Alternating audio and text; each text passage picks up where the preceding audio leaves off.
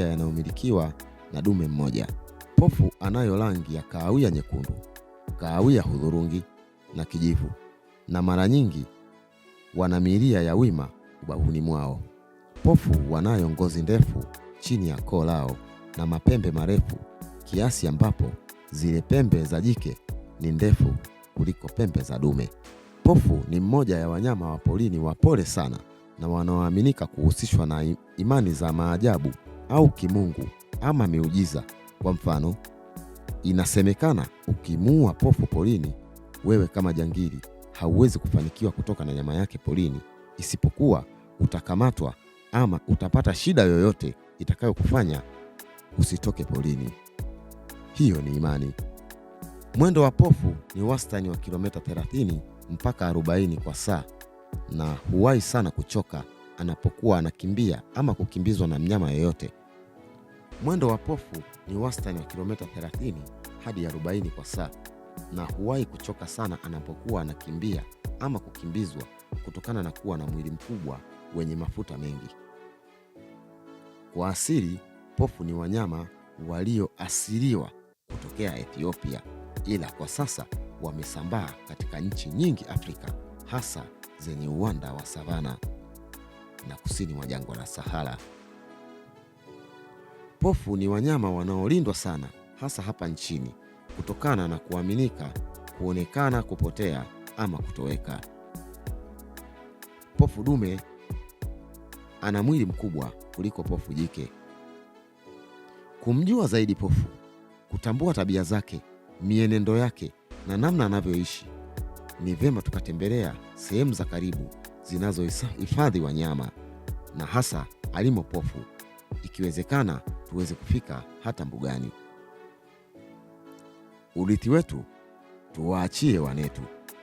Chualizi Nature.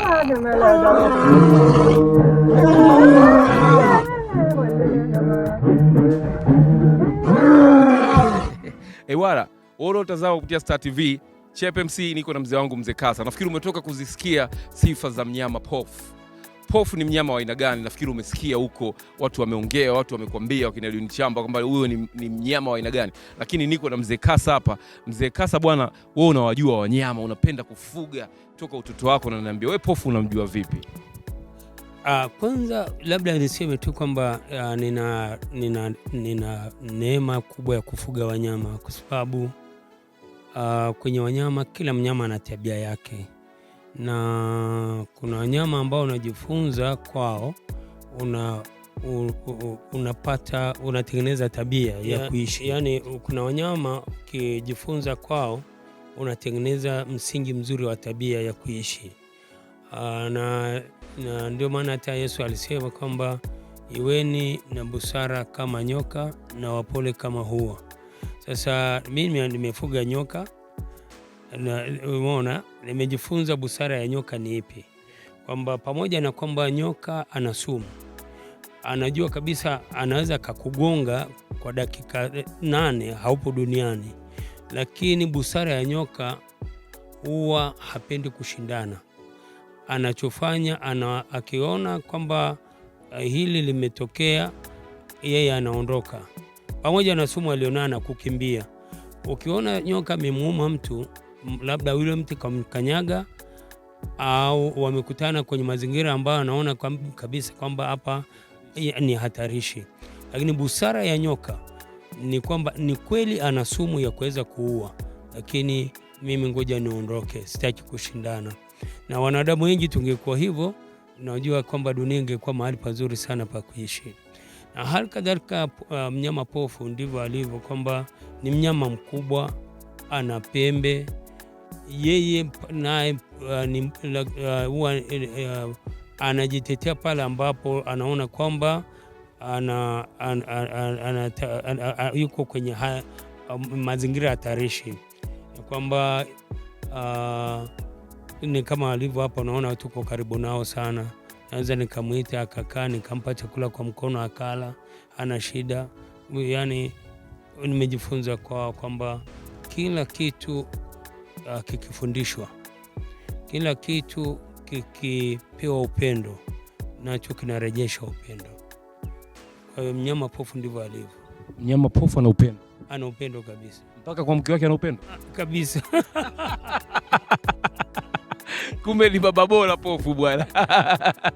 Bwana we. Yaani huwezi kukuta wana shida, lakini mnyama ambaye kwa mke wake ana upendo hasa kwenye chakula ni nyani na kina tumbili. Ndio wao wana mfumo dume kabisa, kwamba hapa agusi mtu mpaka nimalize, mpaka ashibe kwanza, ndio na watoto ndio watoto wale. Ndio sawa. Tuko na Mzee Kasa, wewe ambao unafungulia TV yako sasa hivi kwa kipindi cha Baba Bora, na mimi ni Chep MC. Sasa hivi tunakwenda kwenye tafakari, na tunakwenda kumtafakari Thomas Edison. Usiondoke hapo ulipo. Tafakari leo, tutafakari wewe na mimi.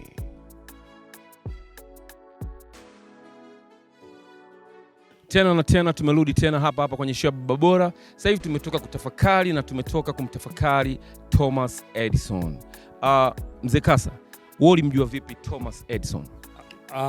Mimi namfahamu Thomas Edison na nimejifunza kwake, na akaniinspire sana kutokana na jinsi ambavyo maisha yake alijitoa katika swala zima la kuvumbua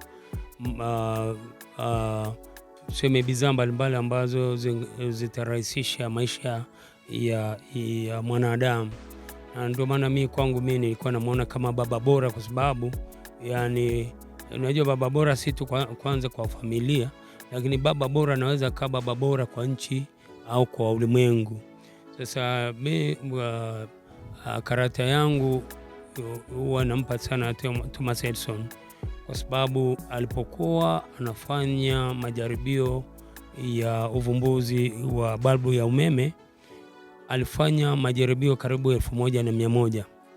Sasa kilichonifurahisha sana kwake, alipokuwa kwenye jaribio la 600, wakaja marafiki zake wakamwambia Thomas Edison, majaribio haya 600 yote umeyafanya, hujaweza kuwasha balbu hii, kitu haiwezi kuwepo. Kwa hiyo amini tu kwamba balbu haiwezi kuwaka.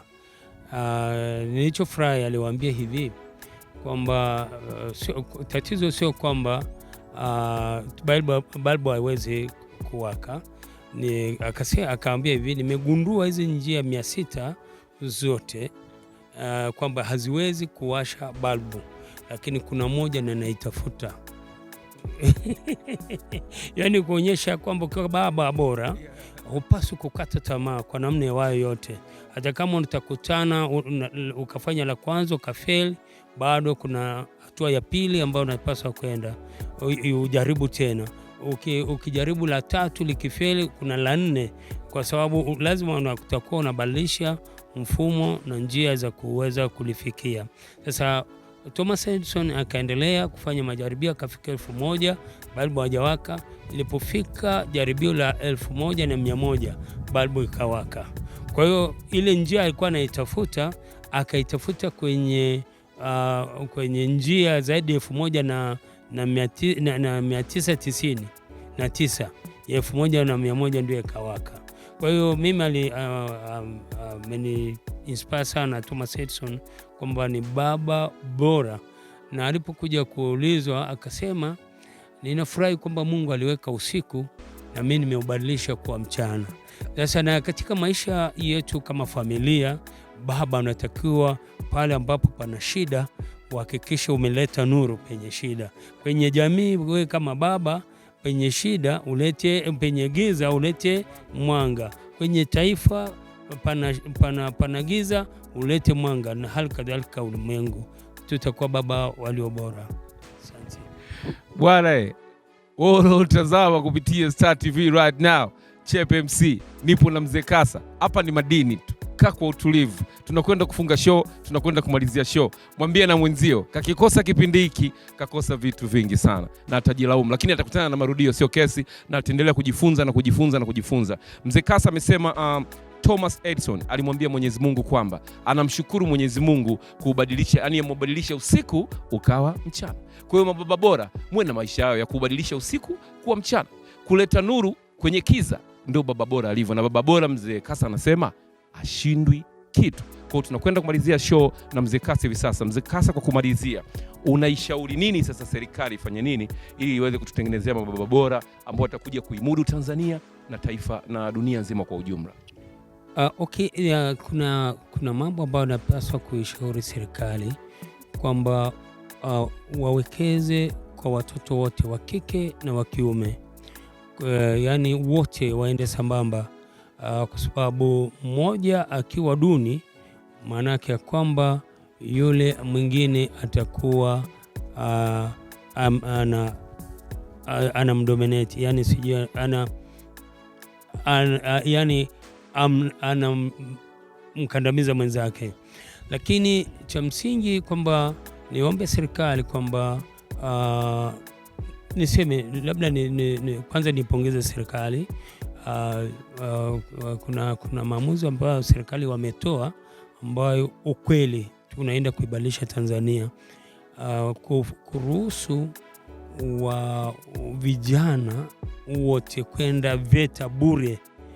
Hilo ni jambo ambalo litaifanya Tanzania itakwenda kukua sana kiuchumi, na tunachotafuta, ukiona kijana anayefanikiwa huwa hajihusishi na madawa ya kulevya. Kijana anayefanikiwa hatajihusisha na ushoga, kwa sababu always anakuwa yuko busy.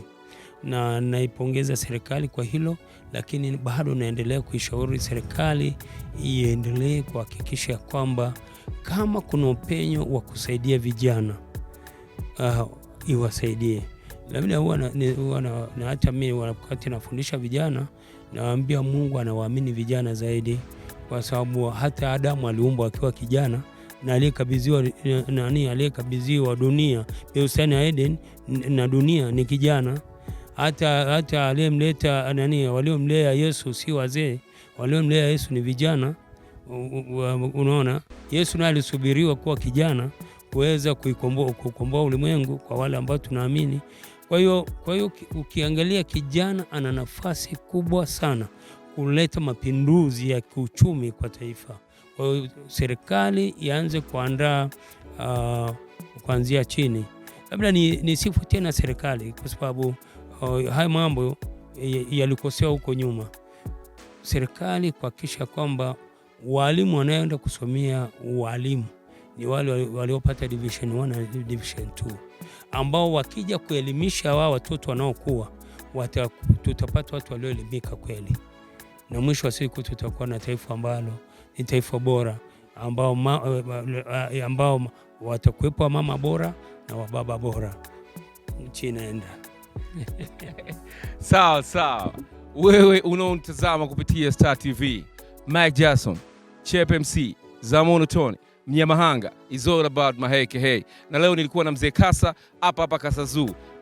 Kwenye zoo yake, yani tuna enjoy, usio bwana. Tumefanya show ya kibabe, wewe mwenyewe umeiona, umepata madini mengi. Mwambie na mwenzio kwamba kuikosa show ya baba bora ni kukosa maarifa kwenye kichwa chako. Chep MC Instagram, Chep MC Facebook, Chep MC Twitter and wherever.